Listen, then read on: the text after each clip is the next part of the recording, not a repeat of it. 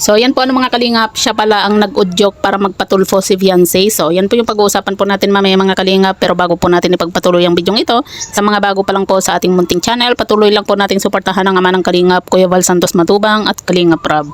At paunawa, panoorin po muna ang full video bago mag-comment para malaman ang nilalaman nito. So dito nga po ano mga kalingap, nasasabi po natin yung patungkol nga po ano sa siya pala yung nag-udyok ano para magpatulfo itong si Viancy. Kasi po nung nakaraan po ano mga kalingap, meron po tayong nabasa po ano sa Facebook nga po na sinasabi nga po na kapag pinaalis nga daw po ano itong magulang nga po ni Viancy sa bahay, ay magpapatulfo nga daw po ano itong si Sir Leo D. Yun po yung nabasa po natin ano na comment, at hindi ko alam kung nabasa nyo rin po yun ano na nabanggit daw po yun ano ni Sir Leo D nga po sa comment. At yun nga po ano mga kalingap, kasi dun sa pagpunta po ano ni Viancy nga po sa tulfo, ang parang ang ipinatulfo lang naman po niya ay yung about nga po dun sa sinasabi ano ni Kuya Val dito sa nanay nga po ni Viancy, na kung saan yun nga parang may mga sinasabi si Kuya Val na hindi po magaganda ano dito sa nanay po niya, at ipapabarangay nga daw po yun po ano yung mga sinasabi nga po ni Kuya Val dun sa live. At yun nga po ano mga kalingap, yun yung talagang parang pinunta po ano ni Viancy.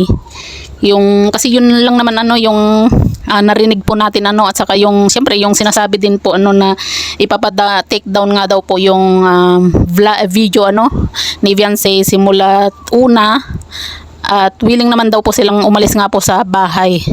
Pero syempre hindi naman po yan gagawin ni Kuya Val na bawiin nila yung bahay ano, sa dami na ng pinabahayan ni Kuya Val, di ba? Kailan ba nagbawi ano ng bahay itong si Kuya Val? Kumbaga minsan kilala naman kasi natin ano itong si Kuya Val kapag nagsalita ano. At yun nga, hindi naman po yan babawiin kasi ibinigay na po yan. Kumbaga si Kuya Val, kaya lang naman po siya nagsalita ng ganun kasi nga hindi po natigil yung nanay po ni Viancy na comment nga po ano sa kung sino-sinong mga nagla-live, 'di ba? Kaya parang inano na lang ni Kuya Val na winarningan ano yung nanay nga po ni Viancy para tumigil, 'di ba? Pero imbes na tumigil sa pagko-comment, ang ginawa po nila nagpatulfo. Tapos itinapat pa po nila na kung kailan kasal po ano ni Kakay at ni JJ, ni Kalingap JJ nga po, doon pa sila nagpatulfo po ano.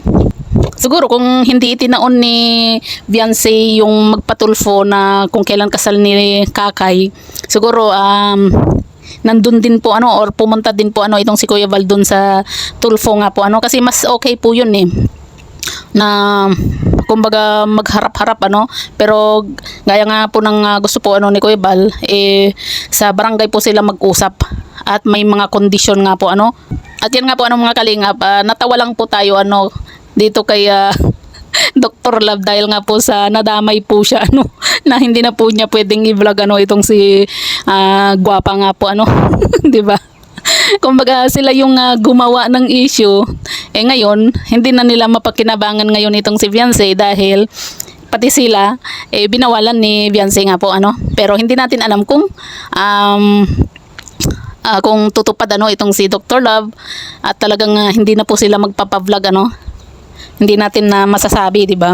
Kasi alam naman natin itong si Dr. Love talagang minsan may pagkamatigas din ano yung mukha. Sa yung kalingap nga, di ba? Pagkatapos niyang mapakinabangan, pagkatapos siyang tulungan, ganun yung ginawa. Yan pa kayang si Viancy ano, kapag wala na po siyang mapakinabangan dito kay Viancy, sa tingin po niya tutulong ano itong si Dr. Love. Tulad nga po ng sinasabi ni Kuya Val, di ba, na kasi kung tutuusin sa laki ng naitulong ni Viancy dito kay Dr. Love dahil nga po sa nung okay pa yung EDSI, sige ang vlog niya, ang content niya lagi, ang pamilya Batalero, kaya gumanda yung buhay din po ano ni Dr. Love ano dahil kay Viancy, 'di ba?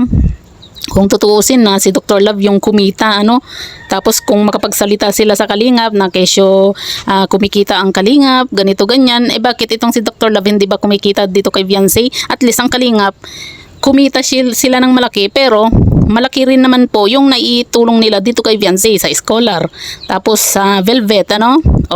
magkano ang kinikita ni Beyonce dati sa Velvet. Tapos yung pabahay. At least kahit kumita ng malaki si Kalinga Prab, nakatulong siya ng malaki din dito kay Beyonce. Si Dr. Love ba, 'di ba? Hanggang puro vlog lang siya dito kay Beyonce. May naibigay ba siya dito kay Beyonce? 'Di ba? Kundi puro problema, lalo na ngayon nang dahil sa ginawa nila.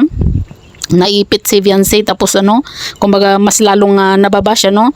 Ang mali lang po kasi nila Beyonce, mas nakinig po sila dito sa taong mga nakapaligid po sa kanila, kasi kung babalikan natin yung last vlog ni Kalinga Prab, di ba siya mismo yung nagsabi na okay sila ni Kalinga Edo, yung nasa paligid po lang po nila yung nagpapagulo, di ba? Doon pa lang dapat naisip na nila, ewan ko ba ba't ganyan yung ginawa po nila ngayon, na mas pinili po nilang magpatulfo kaysa kausapin ng personal nga po itong si Kuya Bal, si Kalinga Prab. Kaya nga pinuntahan ni Kuya Bal para mag-usap-usap sana sila, kaso lang hindi naman nila hinarap. Tapos sa tulfo pa sila pumunta.